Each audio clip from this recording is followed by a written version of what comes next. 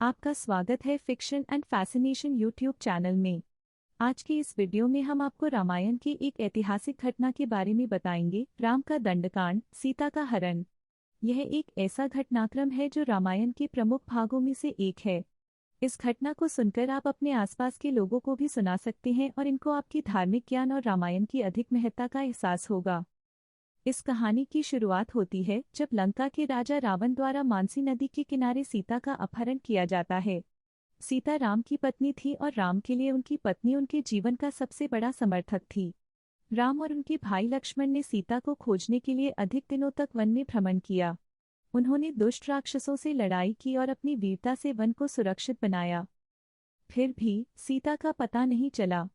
राम ने अपने भाई लक्ष्मण के साथ समझौता कर लिया कि वह वन में रहेंगे जब तक कि सीता मिल नहीं जाती। उन्होंने स्वयं राक्षसों के भीतर घुसकर खोज ली। लगभग 1 साल बाद राम ने सीता के बारे में सुना कि वह लंका में है, जो राक्षस राजा रावण की राजधानी थी।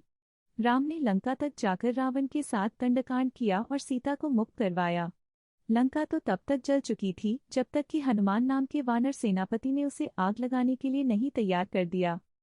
इस समय हम समझ सकते हैं कि राम की भक्ति और अनुयायिता के बारे में कितनी बातें हैं।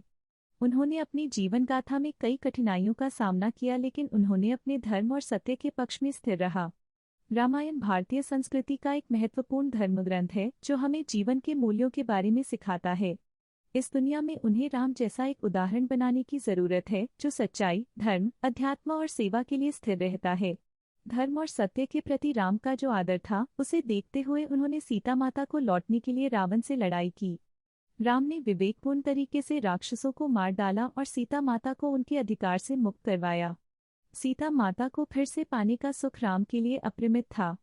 वे अपनी पत्नी को उस वैभवशाली सभ्यता के अंग अंग में घेरकर उससे बात करते, उसके साथ समय बिताते थे। सीता माता ने अपने जीवन की त्रासदी का सामना किया था, लेकिन उनकी निष्ठा, धर्म के प्रति आदर और प्रेम के प्रति उनकी प्रतिबद्धता ने उन्हें उनकी शक्तियों का एक बहुत ही उत्कृष्ट उदाहरण बनाया।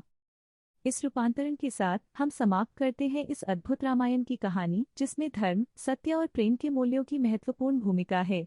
यह हमारी परंपरा का एक महत्वपूर्ण हिस्सा है जो हमें हमेशा सत्य और धर्म के मार्ग पर चलने की प्रेरणा देती है।